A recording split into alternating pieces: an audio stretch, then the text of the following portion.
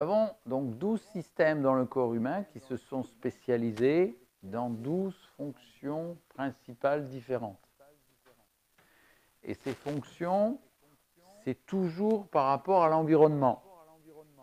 Donc notre environnement, c'est quoi? Ce sont les 8 règnes qui nous entourent. C'est entre autres notre famille, donc notre généalogie. Et c'est évidemment les éléments qui nous entourent. Alors, ce qui nous entoure va nous permettre de respirer, ce qui nous entoure va nous permettre de boire, ce qui nous entoure va nous permettre de nous nourrir, ce qui nous entoure va nous permettre d'aimer et d'être aimé, de toucher, d'être touché, de faire tout ce que les systèmes permettent. En fonction du système dans lequel on est, de l'endroit où on est, vous savez que ça donne un thème astrologique et que ce thème astrologique va nous montrer comment, au moment de notre naissance, l'influence électromagnétique des planètes vont activer épigénétiquement certains gènes plutôt que d'autres. Et tous les gens qui naissent au même endroit au même moment auront une vie assez ressemblante, même s'ils n'ont pas tout à fait les mêmes gènes. Et il y aura évidemment des différences d'une personne à l'autre parce qu'il y aura des différences de généalogie, mais on voit quand même de sérieuses similitudes entre tous les gens qui sont nés au même moment, au même endroit. Les gens qui sont nés au même moment dans des endroits différents, ça change un petit peu, ou ceux qui sont nés au même endroit à des années différentes, le même jour d'anniversaire à la même heure, on voit qu'il y a des similitudes et des différences. Donc les comportements par rapport à l'environnement dans lequel on est changent en fonction de l'environnement.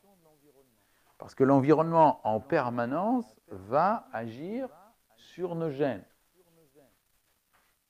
Mais si à un moment donné, dans ces environnements, nous n'arrivons pas à nous adapter au changement de l'environnement, il commence à faire très chaud, il commence à faire très froid, il n'y a plus de nourriture, la source tarit, il y a une guerre, il y a un tremblement de terre, il y a des inondations, il y a des enneigements terribles, il y a une éruption volcanique, dans toutes les choses qui peuvent se passer dans l'environnement et qui demandent une haute adaptation. À ce moment-là, nous allons faire un conflit. Nous allons nous sentir menacés, nous allons nous sentir asphyxiés, nous allons nous sentir attaqués, etc. Donc, on a des ressentis conflictuels. Et les ressentis conflictuels vont activer épigénétiquement des gènes qui n'étaient pas activés ou désactiver des gènes pour créer des nouveaux comportements adaptatifs et évolutifs à l'évolution du milieu dans lequel on vit. Donc les comportements doivent être adaptatifs au milieu, au changement du milieu dans lequel on est. Autrement dit, les comportements adaptatifs, ça s'appelle des maladies. Avant les maladies, on peut avoir des malaises, des mal-être, et il peut aussi y avoir des accidents. Alors en général, on va mettre la responsabilité de l'accident sur le milieu. C'est bien évidemment jamais nous qui avons trébuché, c'est parce qu'il y avait un tapis que j'ai trébuché. C'est la faute de l'environnement.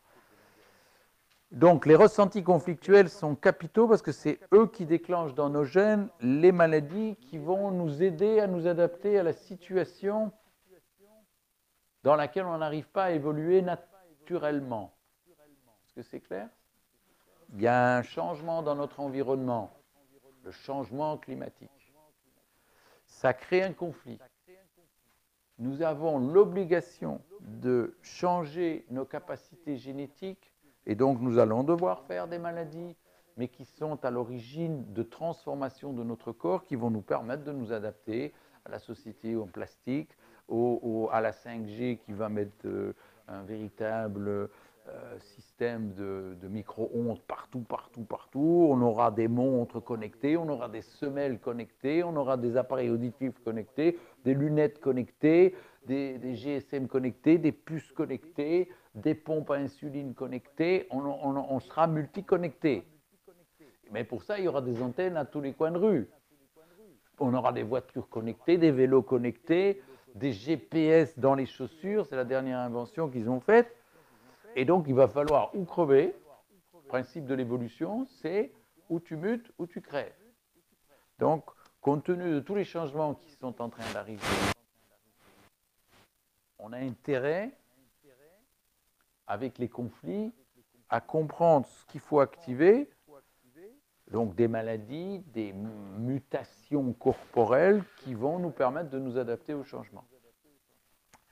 Ce qui peut éventuellement nous tuer, c'est que les changements qui nous sont demandés sont contraires à nos croyances et à nos valeurs,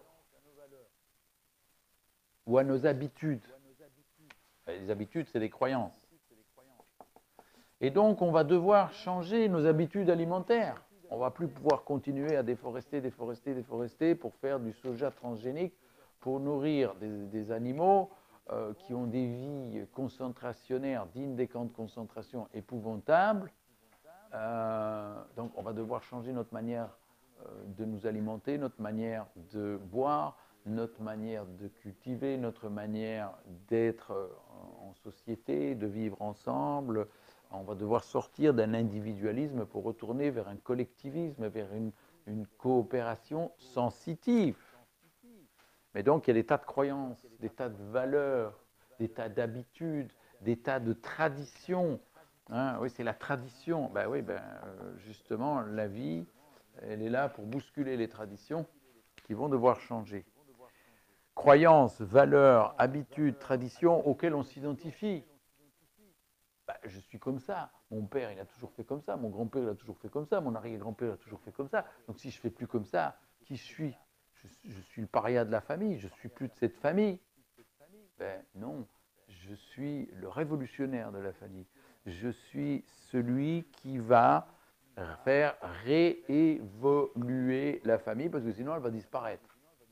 Ce sera une xème extinction d'espèces. Donc on doit sortir de l'identification à une identité familiale ou à une identité humaine. Bon, peut-être que cette évolution va nous faire apparaître des antennes particulières qui font qu'on n'aura plus besoin de toutes ces antennes pour communiquer autrement et qu'on pourra enlever les antennes. Et ces nouveaux comportements liés à l'activation de combinaisons de gènes ont un but. Donc les maladies ont un but, d'évoluer pour nous adapter et rester en vie malgré les changements climatiques, nutritionnels, aquatiques, etc., les pollutions, tout ça. Et tout ça a du sens, c'est bien fait. S'il y a des changements climatiques, même si on a une part de responsabilité dedans, ça a du sens. Mais il faut en trouver la sagesse. Et dès qu'on aura trouvé la sagesse, on pourra facilement arrêter de s'identifier à ce qu'on croyait qu'on était, aux valeurs qu'on croyait capitales. Ah, c'est sûr que si demain il n'y a plus de voitures, on va devoir s'adapter. On va s'adapter. On ira peut-être avec des trottinettes électriques ouvertes, où on va trouver des tas de choses. Et on pourra changer nos croyances, nos valeurs, nos habitudes, sans que ça ne fasse un drame, que ça fasse des ressentis conflictuels. Du coup, eh bien, on n'aura peut-être plus besoin de cette maladie ou on pourra l'intégrer comme un organe nouveau.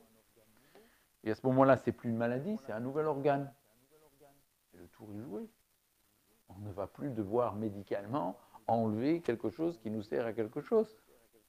Parce qu'on aura compris le but, le sens et la sagesse que la vie a en faisant apparaître tel organe. Je vous rappelle que le ver de terre, au début, c'est juste un tuyau dans lequel la terre passe et dont il extrait un certain nombre d'éléments nutritifs. Et puis, ce tube digestif, eh ben, il va faire des tumeurs qui vont devenir tous nos organes de la bouche jusqu'à l'anus, toutes les glandes, etc. Et à partir du moment où, avec cette maladie ou ce nouvel organe, on sera adapté, eh bien, la vie continuera différemment, mais elle continuera, elle ne va pas s'arrêter à ces changements-là. Donc toute maladie